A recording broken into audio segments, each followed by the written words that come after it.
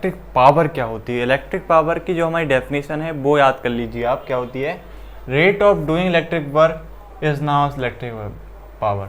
मतलब जो रेट है हमारे किसको, इलेक्ट्रिक वर्क को करने का, वही हमारी इलेक्ट्रिक पावर कहलाती है। तो पावर का यहाँ पे फॉर्मूला हुआ है, रेट का मतलब यहाँ से क्या है, हमारा टाइम से है।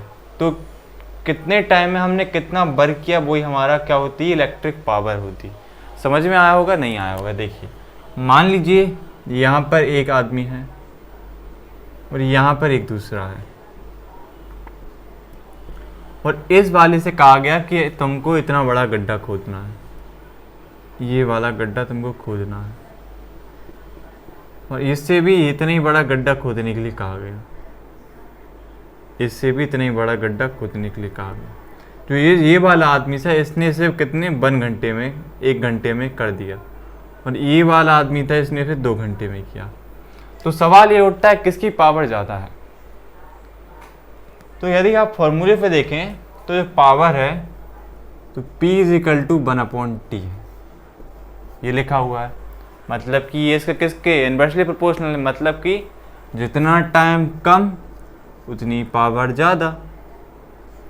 तो यदि हम इससे इसको समझें तो इसने इसे 1 घंटे में खोद दिया, मतलब इतना इसे खोदने के लिए कहा गया था, इतना इसने खोद दिया, तो पावर किसकी ज़्यादा हुई, इस आदमी की ज़्यादा हुई। तो यही डेफिनेशन हमको समझाना चाहती है कि कितना टाइम लगा हमको कितने काम को करने में, एक काम को करने में, मतलब इलेक्ट्रिक, यहाँ पर इलेक्ट्रिक की बात चल रही है, तो इलेक्ट्रिक वर्क को काम करने में कितना टाइम लगा, और तो वही हमारी पावर होती है। मतलब कितने इलेक्ट्रिक वर्क करने में कितना हमारा टाइम लगा, वो हमारी इलेक्ट्रिक पावर होती है। इसकी यूनिट होती है वॉट, इसकी जो है हमारी यूनिट होती है वॉट होती है। तो इलेक्ट्रिक पावर, ये डेफिनेशन याद कर लीजिएगा, ये इसका फॉर्मूला हो जाएगा P = W/T। और ये हमारा रफ वर्क था, इसे आप यहाँ से मिटा सकते हैं, ये समझाने के लिए था बस। और यहाँ से एक चीज़ और आती है जो ऑब्जेक्टिव में आ जाती है एमपी बोर्ड में, 1 हॉर्स पावर। 1 हॉर्स पावर की कितनी वैल्यू होती है, 746 वॉट। तो 1 हॉर्स पावर होता है वो 746 वॉट के इक्वल में हमारे होता है। तो यहाँ से इसको लर्न कर लीजिएगा। और हमारी जो यूनिट होती है इसकी वॉट होती है, इसकी डेफिनेशन क्या थी, रेट। रेट से मतलब यहाँ पर क्या है, टाइम ही है। तो rate of doing electric work is now as electric, मतलब कितने जो रेट होगा हमारे किसी भी इलेक्ट्रिक वर्क को करने का, जो टाइम होगा इलेक्ट्रिक वर्क करने का, वही हमारी इलेक्ट्रिक पावर कहलाती है। अब देखते हैं नेक्स्ट डेफिनेशन। अब जो छोटी छोटी टर्म है उनको हम इस वीडियो में पूरा कर लेंगे, जैसे कि इलेक्ट्रिक पोटेंशियल, ये वगैरह सारी चीज़ें हम यहाँ पर कर लेंगे। तो इलेक्ट्रिक पावर आपको खत्म हो गया।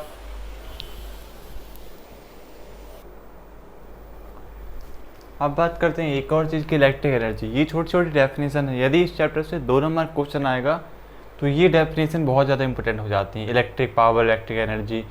तो इलेक्ट्रिक एनर्जी क्या होता है, the energy supplied by the source of EMF in maintaining the current in a circuit is called electric energy. Electric energy आपको इतना सुनने में टफ नहीं लग रहा, क्योंकि आप खुद जानते हैं, यदि मान लीजिए कोई कंडक्टर है, इसके लिए हम क्या करें, EMF मतलब कि कोई बैटरी या सेल हम यहाँ पर लगा देते हैं, तो इससे क्या है, इसमें क्या है, इलेक्ट्रॉन फ्लो होने लगते हैं। और इलेक्ट्रॉन फ्लो क्यों होंगे, क्योंकि उनको कोई एनर्जी मिलेगी, और वो एनर्जी यहाँ पर कौन सी है, इलेक्ट्रिकल एनर्जी तो है, क्योंकि हमने इन इलेक्ट्रॉन को एक एनर्जी दी, इससे क्या है, इनमें फ्लो चालू हो गया इनका। ये कहाँ अब माइनस से प्लस की ओर आने लगे, तो इसको क्या मिली, हमने एक इलेक्ट्रिक एनर्जी दी, और इलेक्ट्रिक एनर्जी के कारण इनमें मूवमेंट चालू हो गए। तो जो एनर्जी इसमें अंदर फ्लो हो रही है वो कौन सी एनर्जी है, वो इलेक्ट्रिकल एनर्जी, जो हमने किसके थ्रू दी है, सेल और बैटरी के थ्रू यहाँ पर दी है। तो इलेक्ट्रिक एनर्जी और कुछ नहीं होती, जो होती है, जो हम पोटेंशियल और बैटरी से किसी भी कंडक्टर या वायर में देते हैं, वो हमारी इलेक्ट्रिक एनर्जी होती है, जो क्या कराती है, हमारे करंट को फ्लो कराती है, वो हमारी इलेक्ट्रिकल एनर्जी होती है। आप ही सोचिए, यदि इससे हम मान लीजिए बैटरी को हटा दें, तो ये जो यहाँ पर इलेक्ट्रॉन हैं वो कैसे होंगे, अब रैंडम डायरेक्शन में मोशन करने लगेंगे। इनकी जो अब इलेक्ट्रॉन की जो मूवमेंट होगी वो कैसी होगी, अब रैंडम डायरेक्शन में होने लगेगी, मतलब कोई कहीं जाएगा कोई कहीं जाएगा। तो इससे प्रूफ क्या होता है कि इलेक्ट्रिकल एनर्जी वो एनर्जी है जिसके कारण हमारे इलेक्ट्रॉन किसी वायर में या किसी कंडक्टर में फ्लो करते हैं, तो वो एनर्जी जो इनको फ्लो कराती है, वो और कहीं की एनर्जी नहीं, वो हमारी कौन सी होती है, इलेक्ट्रिकल एनर्जी होती है।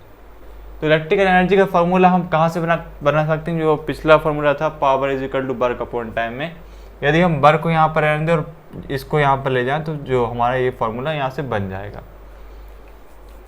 तो ये हमारा फार्मूला बन गया। और हमें किसके लिए चाहिए, एनर्जी के लिए चाहिए। तो एनर्जी के लिए सिंपल यहाँ पर W की जगह में चाहूँ तो E ले सकता हूँ, क्योंकि आपको पता है कि जो वर्क डन होता है, वर्क डन में भी क्या एक एनर्जी होती है, क्योंकि पोटेंशियल एनर्जी में जब हम क्या कर रहे थे, किसी हमारी जो स्प्रिंग थी उसको हम दबा रहे थे, तो इसमें एक पोटेंशियल एनर्जी प्रोड्यूस हो रही, मतलब एक एनर्जी उसमें प्रोड्यूस हो रही थी। तो और जो हमारा यदि किसी वायर के अंदर हम करंट फ्लो करा रहे थे तो उसमें भी क्या एक हीट एनर्जी बाहर निकल रही थी। मतलब जो एनर्जी है और वर्क डन है वो सेम चीज़ें हैं। तो यहाँ पर W जगह मैंने E लिख दिया और इसका P इंटू टी, और यदि आप इसको चाहें तो आप इस तरह लिख सकते हैं PT, इसका फॉर्मूला बन गया हमारा। पावर इंटू में टाइम इसका फॉर्मूला बन गया। और जिसकी यूनिट होती है वो कितनी होती है, जूल होती है। जो इसकी SI यूनिट होगी जूल होगी। और इसकी जो कमर्शियल यूनिट होती है वो कितनी होती, 1 किलोवाट आवर। और 1 किलोवाट आवर की वैल्यू कितनी होती है, 1 किलोवाट 3.6 इंटू 10⁻⁶ जूल। ये इसकी 1 किलोवाट आवर की हमारी वैल्यू होती है। इसको आप लर्न कर लीजिएगा और इस डेफिनेशन को लर्न कर लीजिएगा। ये हमारी इलेक्ट्रिकल एनर्जी की डेफिनेशन होती है। और इलेक्ट्रिकल एनर्जी होती क्या है, जो किसी कंडक्टर में इलेक्ट्रॉन को फ्लो कराती है और किसी वायर के अंदर भी, वो हमारी इलेक्ट्रिकल एनर्जी कहलाती है। जो सर्किट को मेंटेन करती है उसमें इलेक्ट्रिकल एनर्जी फ्लो होती है, जिससे हमारे इलेक्ट्रॉन फ्लो करते हैं, वो हमारी इलेक्ट्रिकल एनर्जी कहलाती है। अब बात करते हैं हमारे नेक्स्ट टर्म की क्या है।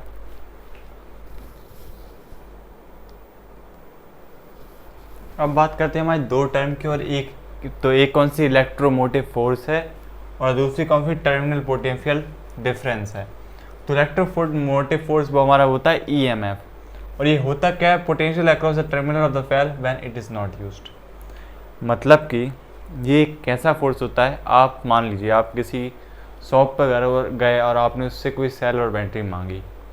आपने सेल और बैटरी मांगी, जब तक वो आपने उसे कोई सर्किट से अटैच नहीं किया, जब तक उसके अंदर जो करंट है वो उतना ही रहेगा जितना उस शॉपकीपर के पास वो था।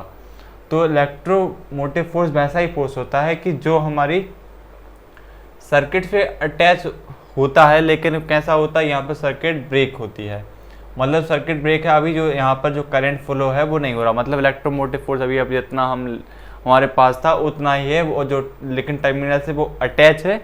लेकिन इलेक्ट्रोमोटिव फोर्स ऐसा फोर्स होता है कि जो अपने मैक्सिमम में, मतलब जो अभी उसका मैक्सिमम करंट उसके पास है, वो हमारा इलेक्ट्रोमोटिव फोर्स होता है। मतलब कि जो अभी हमारी किसी भी सर्किट से उससे करंट फ्लो नहीं हो रहा है, उस बैटरी या सेल जो यहाँ पर अटैच है, वो हमारा इलेक्ट्रोमोटिव फोर्स। जैसे कि मान लीजिए आप इस शॉपकीपर के पास गए और आपने उससे एक बैटरी मांगी, अभी उसका इलेक्ट्रोमोटिव फोर्स कैसा, बहुत मैक्सिमम है। क्यों मैक्सिमम है, क्योंकि इसका जो अंदर जो करंट है वो उसका अंदर अभी पूरा प्रेजेंट है, तो वो उसका इलेक्ट्रोमोटिव फोर्स हो गया। तो इलेक्ट्रोमोटिव फोर्स उसका कैसा हो गया, मैक्सिमम हो गया, तो वो हमारा इलेक्ट्रोमोटिव फोर्स कहलाता है।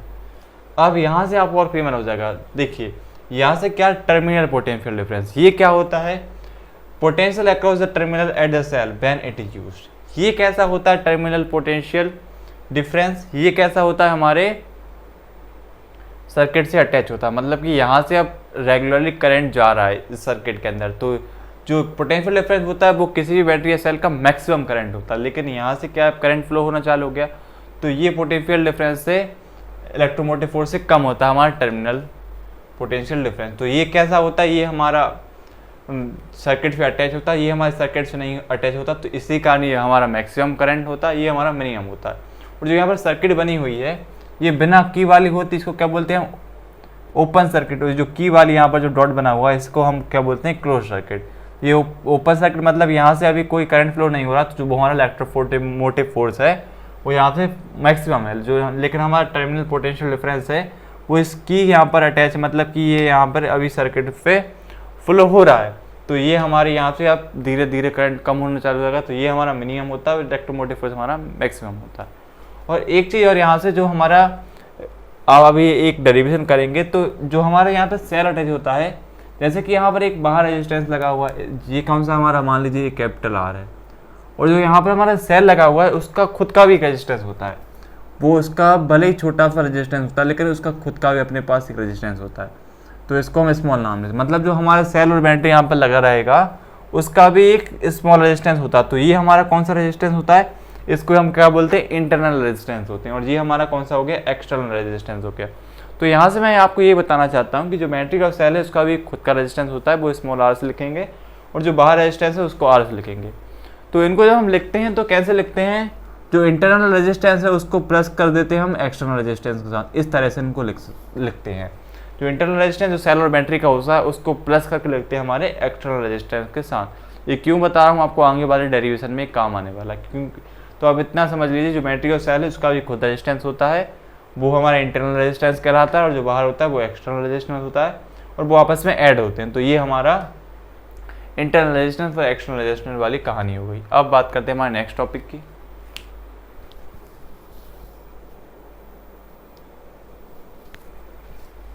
अब बात करते हैं दो और टर्म की, एक सेल है और एक इंटरनल रेजिस्टेंस। इंटरनल रेजिस्टेंस हम समझ चुके हैं, एक बार और देख लेंगे सेल क्या होता है। It is a device which convert chemical energy into electrical energy. मतलब सेल एक ऐसा डिवाइस होता है जो केमिकल एनर्जी को कन्वर्ट कर देता है इलेक्ट्रिकल एनर्जी। जो आपके घरों में आप सेल लाते होंगे, जो आपके रिमोट, टीवी के रिमोट और घड़ी वगैरह हम डालते हैं, तो उनके अंदर एक केमिकल रिएक्शन होती है, जिसके कारण क्या उनमें एनर्जी बनती है, और वो एनर्जी हमें काम आती है। सेल की जो एनर्जी को हम रिमोट में डालते हैं टीवी वाले, तो उनके अंदर कौन सी एनर्जी होती है, केमिकल एनर्जी। और जो सेल होते हैं वो केमिकल एनर्जी को कन्वर्ट किस में करते हैं, इलेक्ट्रिकल एनर्जी। तो वो हमारे सेल होते हैं। सेल क्या होते हैं, वो सेल को कहा जाता है कि जो सेल होते हैं वो केमिकल एनर्जी को कन्वर्ट करते हैं इलेक्ट्रिकल एनर्जी में, वो हमारे सेल होते हैं। तो सेल की रिप्रेजेंटेशन कैसे आपको पता है, एक प्लस का टर्मिनल होता है, एक माइनस का टर्मिनल होता है, ये हमारे सेल होते हैं। यदि हम बैटरी बनाना चाहें तो हम क्या करेंगे, तो यहाँ पर हम 2-3 यदि सेल को आपस में अटैच कर दें, एक से ज़्यादा यदि जहाँ पर सेल हो जाते हैं, यदि 2 सेल भी हम कह दें, जैसे हमारे रिमोट में यदि 2 सेल रहते हैं तो वो बैटरी की तरह वर्क करने लगते हैं। यदि एक से ज़्यादा सेल कहीं हो जाते हैं तो उनको हम बैटरी बोलते हैं। तो एक प्लस का एक माइनस का टर्मिनल होता है, वो हमारे सेल होते हैं, और जो क्या करते हैं, हमारे केमिकल एनर्जी को कन्वर्ट करते हैं इलेक्ट्रिकल एनर्जी में, वो हमारे सेल कहलाते हैं। अब बात करते हैं इंटरनल रेजिस्टेंस ऑफ सेल। ये हम समझ चुके हैं, लेकिन एक बार और देख लेते हैं। Resistance offered by cell when it is use का मतलब क्या है, जो टर्मिनल पोटेंशियल डिफरेंस वाला टॉपिक था, कि जब हमारा सेल और बैटरी यूज़ में है तब क्या उसका एक जो सेल का होता है अपना खुद का एक रेजिस्टेंस भी होता है। जैसे कि यहाँ पर ये रेजिस्टेंस है, ये कैसा है हमारा एक्सटर्नल रेजिस्टेंस, ये वाला आर है, और ये जो यहाँ पर बैटरी है उसका एक क्या है, इंटरनल रेजिस्टेंस अपना भी होगा। और वो कौन सा होता है, उसको रिप्रेजेंट किससे करते हैं, हम स्मॉल आर से करते हैं। तो लिखा हुआ है it is always added in external resistance. जो हमारा इंटरनल रेजिस्टेंस है उसको हमेशा प्लस करके लिखा जाता है, किसके साथ, हमारे एक्सटर्नल रेजिस्टेंस के साथ। मतलब कि जो आर है उसको इसके साथ हमेशा प्लस करके लिखा जाता है, इस तरह से इसको लिखा जाता है। जो इंटरनल रेजिस्टेंस होता है वो सेल का अपना खुद का एक रेजिस्टेंस भी होता है, वो हमारा इंटरनल रेजिस्टेंस होता है किसी सेल का। तो आपको ये छोटी छोटी टर्म सारी क्लियर हो गई होंगी। अब बात करते हैं हमारे नेक्स्ट वीडियो में बात करेंगे हम एक डेरिवेशन। जो डेरिवेशन है इतनी देर से हम इसको समझ रहे थे, आर और आर को प्लस करने वाला, वो अब हम काम आने वाला है। तो इतनी आपको क्लियर हो गया होगा। अब देखते हैं हमारा नेक्स्ट टॉपिक नेक्स्ट वीडियो में।